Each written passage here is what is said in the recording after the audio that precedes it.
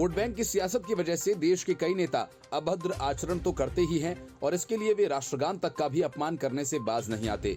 बंगाल की मुख्यमंत्री ममता बनर्जी ने महाराष्ट्र में ऐसा ही किया तो उनके खिलाफ मामला अदालत में पहुंच गया, लेकिन ममता बनर्जी झट से मामले को रद्द करवाने बॉम्बे हाईकोर्ट जा पहुंची। लेकिन अब बॉम्बे हाईकोर्ट ने ममता बनर्जी को झटका देते हुए राहत देने से इनकार कर दिया। न्यायमूर्ति अमित बोरकर की पीठ ने जनवरी 2023 के सत्र अदालत के आदेश को चुनौती देने वाली याचिका खारिज कर दी। सत्र अदालत ने राष्ट्रगान का अपमान करने के मामले में कार्रवाई की मांग वाली याचिका को पुनर्विचार याचिका के लिए मजिस्ट्रेट अदालत में भेज दिया था, जबकि ममता बनर्जी चाहती थी कि इस अर्जी को रद्द कर देना चाहिए। मेट्रोपॉलिटन मजिस्ट्रेट की कोर्ट में सीएम ममता बनर्जी पर भाजपा नेता विवेकानंद गुप्ता ने राष्ट्रगान का अपमान करने के आरोप में शिकायत दर्ज कराई थी।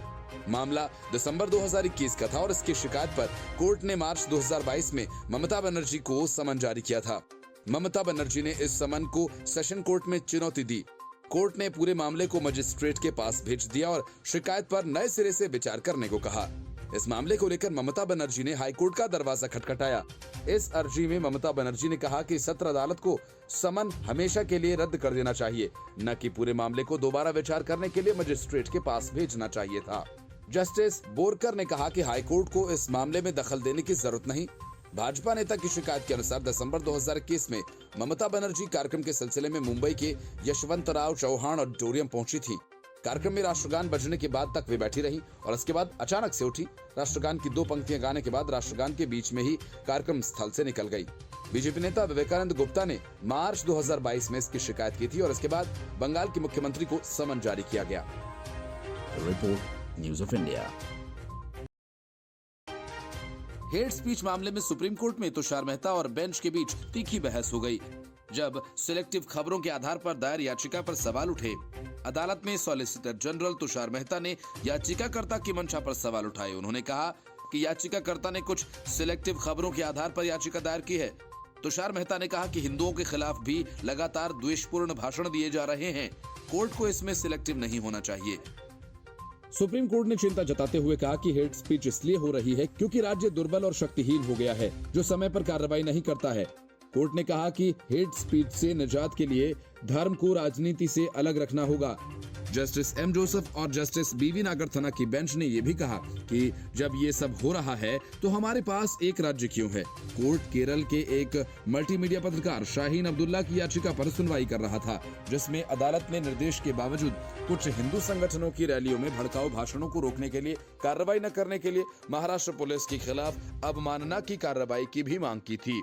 पीठ की टिप्पणी पर सॉलिसिटर जनरल तुषार मेहता ने तीखी प्रतिक्रिया देते हुए कहा, केंद्र तब भी चुप नहीं था जब मई 2022 में पीएफआई की एक रैली में हिंदुओं और ईसाइयों के खिलाफ नरसंहार का आह्वान किया गया था और केरल जैसा राज्य चुप था। उन्होंने आश्चर्य जताते हुए कहा कि अदालत को जब इसके बारे में पता चला तो उसने स्वतः संज्ञान क्यों नहीं लिया। केंद्र की ओर से पेश मेहता ने अदालत से कहा कि तमिलनाडु में डीएमके के एक प्रवक्ता ने कहा कि पेरियार जो भी कहते हैं वो किया जाना चाहिए। यदि आप समानता चाहते हैं तो आपको सभी ब्राह्मणों को मारना चाहिए। मेहता ने एक क्लिप चलाने के लिए अदालत की अनुमति मांगी, जिसमें केरल में मई 2022 में पीएफआई की रैली के दौरान एक बच्चे ने कथित तौर पर हिंदुओं और ईसाइयों के खिलाफ नरसंहार के नारे लगाए थे, लेकिन पीठ ने ऐसा नहीं किया। न्यायमूर्ति जोसेफ ने कहा कि उस घटनाक्रम के बारे में हम जानते हैं। मेहता ने कहा कि अगर आप ये जानते हैं तो आपको इस पर स्वतः संज्ञान लेना चाहिए था। हम इसे देखने से क्यों कतरा रहे हैं। सॉलिसिटर जनरल ने कहा कि याचिकाकर्ता ने इन घटनाओं का उल्लेख अपनी याचिका में नहीं किया है। याचिकाकर्ता अब्दुल्ला ने खास घटनाओं को ही अपने पिटीशन में शामिल किया, जो उनकी मंशा को जाहिर करता है। कोर्ट को ऐसे मामलों में सिलेक्टिव नहीं होना चाहिए। इस पर जस्टिस जोसेफ ने कहा कि हर क्रिया की एक प्रतिक्रिया होती है। तुषार मेहता ने इस पर अदालत से कहा कि इस तरह की टिप्पणी न करने का आग्रह किया। उन्होंने कहा कि इससे इस तरह की हेट स्पीच को उचित ठहराया जाना माना जाएगा। एसजी तुषार मेहता ने कहा कि यदि इन मामलों को वास्तव में कम करना है तो ऐसे मामलों में किसी खास धर्म, वर्ग या राज्य की बात न कर सभी मामलों को एक साथ देखना होगा। कोर्ट ने 28 अप्रैल को मसले पर विचार करने की बात कही है। Report news of India. Modi sir ने मामले में दोषी करार दिए जाने, संसद से सदस्यता गंवाने के बाद राहुल गांधी और कांग्रेस को ये लगने लगा कि सजा पाकर राहुल गांधी ने कोई महान काम कर दिया। राहुल गांधी की सदस्यता छिन जाने के बाद कांग्रेस ने देश में सत्याग्रह अभियान शुरू किया, जिसकी हवा जनता और पार्टी के कार्यकर्ताओं ने खुद ही निकाल दी। लेकिन इतने भर से न तो राहुल गांधी को चैन आया और न कांग्रेस को। इसलिए कर्नाटक के जिस कोलार में उन्होंने सारे चोर का सरनेम मोदी क्यों होता है कहा था, वहीं से अब सत्यमेव जयते आंदोलन की शुरुआत करेंगे। लेकिन दूसरी तरफ ब्रिटेन में रह रहे ललित मोदी ने राहुल गांधी को ब्रिटेन की अदालत में घसीटने की धमकी दी है। राहुल गांधी की ऐसी तैसी करते हुए ललित मोदी ने एक के बाद एक कई ट्वीट किए। ललित मोदी ने खुद को भगौड़ा कहने पर आपत्ति जताई और कहा कि उन्हें दोषी करार नहीं दिया गया है। ललित मोदी ने खुद को एक सामान्य नागरिक बताया। ललित मोदी का राहुल गांधी पर हमला ऐसे समय में आया है जब मोदी सरनेम वाले बयान को लेकर कांग्रेस नेता को 2 साल की सजा सुनाई गई है, जिसके बाद उन्हें लोकसभा की सदस्यता से भी हाथ धोना पड़ा। ललित मोदी ने कहा कि मुझे कब दोषी ठहराया गया। पप्पू उर्फ राहुल गांधी की तरह नहीं हूँ, मैं एक सामान्य नागरिक हूँ और ये कह रहा हूँ कि ऐसा लगता है कि विपक्षी नेताओं के पास करने के लिए कुछ है नहीं। उनके पास या तो गलत जानकारी है या फिर वे बदले की भावना से काम करते हैं। ललित मोदी ने आगे कहा कि मैंने राहुल गांधी के खिलाफ तुरंत यूके में अदालत में ले जाने का फैसला किया है। मुझे यकीन है कि उन्हें कुछ ठोस सबूतों के साथ आना होगा। मैं उन्हें खुद पूरी तरह से बेवकूफ बनते देखने के लिए उत्सुक हूँ। ललित मोदी ने कहा कि 15 सालों में मैंने एक भी पैसा लिया हो तो ये साबित करके दिखाएं, और ये अब तक साबित हुआ भी नहीं है। और ये जरूर साबित हुआ है कि मैंने दुनिया का सबसे बड़ा खेल इवेंट बनाया जिसने करीब $100 अरब की कमाई की। कांग्रेस के कई नेताओं को टैग करते हुए ललित मोदी ने दावा किया कि इन नेताओं के पास विदेशों में संपत्ति है और वे इसका पता और फोटो भेज सकते हैं। ललित मोदी ने कहा कि गांधी परिवार को लगता है कि वे ही शासन करने के असली हकदार हैं। उन्होंने ये भी कहा कि वो वापस देश आएंगे, लेकिन इसके लिए कड़े कानून पारित करने होंगे। The report, News of India. एक दिन पहले जब राहुल गांधी के साथ बैठक के बाद संजय राउत ने यह ऐलान किया कि सावरकर का मुद्दा हमारे लिए खत्म हो गया है, तब राहुल गांधी की तरफ से कांग्रेस की तरफ से कोई ऐसा बयान सामने नहीं आया। जब राहुल गांधी और कांग्रेस सावरकर का मुद्दा नहीं उठाएंगे, माना गया कि एमवीए में बने रहने की मजबूरियों की वजह से उद्धव ठाकरे को अपने पैर वापस खींचने पड़े, क्योंकि उन्होंने एमवीए छोड़ने की धमकी दी थी। इस घटना के एक दिन बाद ही कांग्रेस के प्रवक्ता पवन खेड़ा ने फिर से सावरकर को लेकर बड़ा बयान दे डाला, और वो भी मुंबई में। पवन खेड़ा ने सवाल किया कि सावरकर ने छत्रपति संभाजी महाराज को लेकर जो कहा, क्या वो भाजपा स्वीकार करती है। पवन खेड़ा ने सवाल बीजेपी का नाम लेकर पूछा, लेकिन माना जा रहा है कि ये सीधे सीधे उद्धव ठाकरे को निशाने पर लेकर किया गया है। मतलब साफ है कि वीर सावरकर के मुद्दे पर कांग्रेस के सुर नरम होने के आसार नजर नहीं आ रहे हैं। सावरकर के नाम पर उद्धव ठाकरे और कांग्रेस के बीच हुई तकरार में शरद पवार ने मध्यस्थता की भूमिका निभाई थी, लेकिन पवन खेड़ा के बयान से ऐसा लगता है कि शरद पवार की कोशिश और राहुल गांधी और संजय राउत के बीच हुई बैठकों का कोई नतीजा नहीं निकला और मामला फिर से वहीं पहुंच गया। पवन खेड़ा ने सवाल किया कि सावरकर ने छत्रपति संभाजी महाराज को लेकर जो कहा, क्या भाजपा उसे स्वीकार करती है। उन्होंने कहा कि भाजपा पहले इसका जवाब दे, बाद में अन्य मुद्दों पर बात की जाएगी। इस दौरान उन्होंने ये भी साफ किया कि महाविकास अघाड़ी में वैचारिक मुद्दों पर मत अलग हो सकते हैं, लेकिन इसका मतलब ये नहीं कि दल बंटे हुए हैं। सावरकर की किताब के हवाले से कहा गया कि छत्रपति शिवाजी महाराज के निधन के बाद संभाजी महाराज मराठा साम्राज्य पर शासन करने में सक्षम नहीं थे। उनके साथ गुस्सैल, शराबी होने जैसी बातें थीं। आगे कहा गया कि छत्रपति शिवाजी महाराज के बेटे संभाजी बहादुर थे, लेकिन सक्षम पुत्र नहीं थे। वह विशाल मराठा साम्राज्य को नहीं चला सकते थे। सावरकर पर टिप्पणी को लेकर उद्धव ठाकरे कांग्रेस नेता राहुल गांधी को चेतावनी दे चुके हैं। महाराष्ट्र के पूर्व सीएम ने कहा था, मैं राहुल गांधी को बताना चाहता हूं कि हम आपकी भारत जोड़ो यात्रा में साथ चलें, क्योंकि वह लोकतंत्र को बचाने के लिए जरूरी था। लेकिन मैं राहुल गांधी से खुलकर कहता हूं कि सावरकर हमारे लिए भगवान की तरह हैं और हम उनका अपमान बर्दाश्त नहीं करेंगे। हम लोकतंत्र को बचाने के लिए साथ हैं, लेकिन ऐसे बयान न दें और न ऐसे कदम उठाएं जो दरार पैदा करें। लेकिन अब कांग्रेस सावरकर के साथ संभाजी तक पहुंच गई है। औरंगाबाद का नाम बदलकर भाजी नगर किए जाने का प्रस्ताव उद्धव ठाकरे का ही था और उन्होंने नाम बदल भी दिया, जिसे एकनाथ शिंदे सरकार ने जारी रखा। अब कांग्रेस के निशाने पर सावरकर के साथ छत्रपति संभाजी भी आ गए हैं और ऐसे में सवाल यह है कि उद्धव ठाकरे क्या एक बार फिर कांग्रेस को चेतावनी देंगे या फिर कोई निर्णायक कदम उठाएंगे। The report, News of India. Lalit Modi के 3 ट्वीट ने कांग्रेस में खलबली मचा दी। ललित मोदी ने न सिर्फ राहुल गांधी को निशाना बनाया, बल्कि देश का माल समेटकर विदेशों में प्रॉपर्टी खरीदने वाले कांग्रेस के नेताओं की पोल पट्टी खोल दी। इसमें सबसे बड़ा नाम कमलनाथ का है, जो मध्य प्रदेश में कांग्रेस के सब कुछ हैं और फिर से राज्य की सत्ता पाने का सपना देख रहे हैं। ललित मोदी के ताजा हमले से बौखलाई कांग्रेस को कुछ समझ नहीं आया तो उसने विदेश में देश की आलोचना करने वाले राहुल गांधी के बचाव में पीएम मोदी का नाम ले लिया, मानो ललित मोदी ने किसी के इशारे पर ट्वीट किया हो। कांग्रेस प्रवक्ता पवन खेड़ा ने सवाल किया कि क्या अब राहुल गांधी के खिलाफ प्रधानमंत्री विदेश से मदद ले रहे हैं। हालांकि पवन खेड़ा ने पीएम मोदी का नाम नहीं लिया, लेकिन उनका इशारा पीएम की ही तरफ था। ललित मोदी ने राहुल गांधी को ब्रिटेन की अदालत में घसीटने की धमकी दी और साथ में उन कांग्रेसी नेताओं की प्रॉपर्टी की तस्वीरें साझा करने की भी बात कही, जिन्होंने देश की नजरों से छिपाकर विदेश में संपत्ति अर्जित की।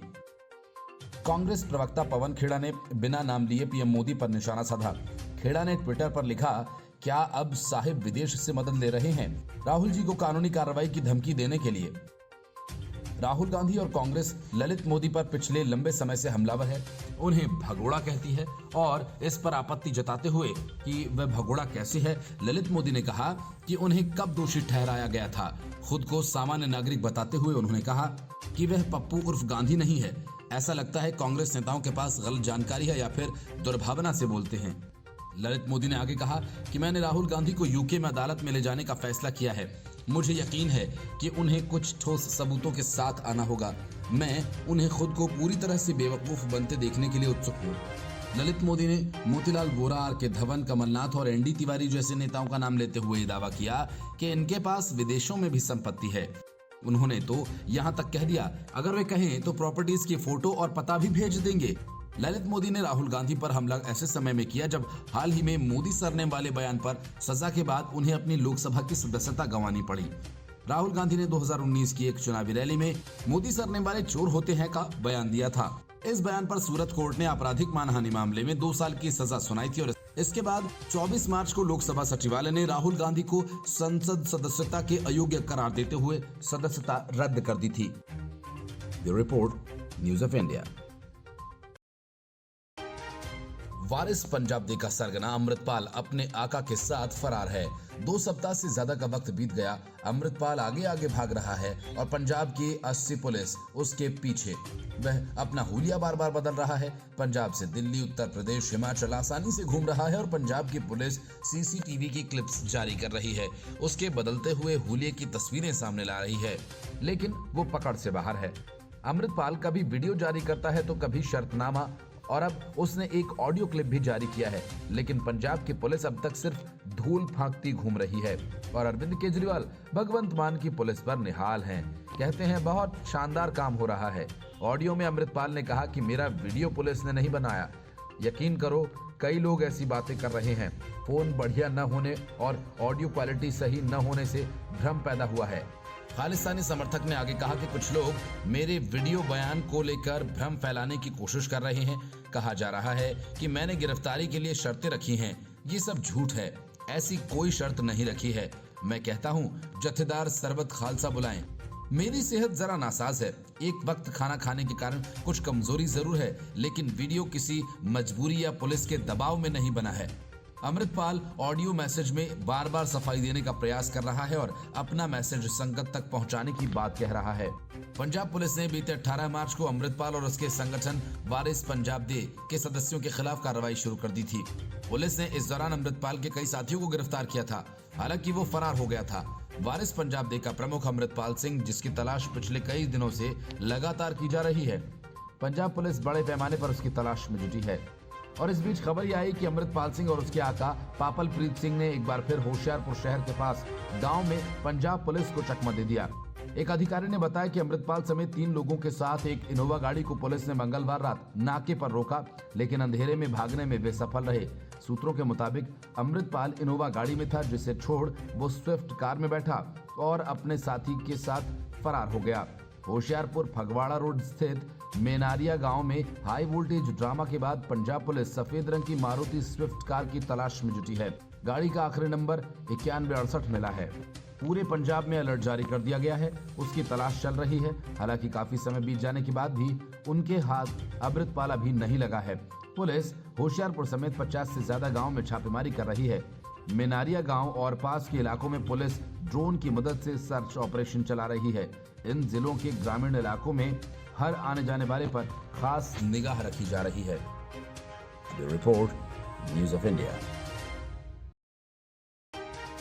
स्वामी प्रसाद मौर्य के साथ मंच साझा कर चुके और हिंदू विरोधी टिप्पणियों के लिए गुजरात चुनाव के पहले मंत्री पद से हटाए गए राजेंद्र पाल गौतम एक बार फिर हिंदुओं के निशाने पर हैं। राजेंद्र पाल गौतम ने एक बार फिर हिंदुओं को निशाने पर लिया और रामनवमी के ठीक पहले दिल्ली विधानसभा में अरविंद केजरीवाल के इशारे पर रामचरितमानस का अपमान किया। कर्नाटक चुनावों की तैयारी कर रहे अरविंद केजरीवाल को अब वोट बैंक की चिंता है और इस वजह से केजरीवाल ने राजेंद्र पाल गौतम को खुली छूट दे दी।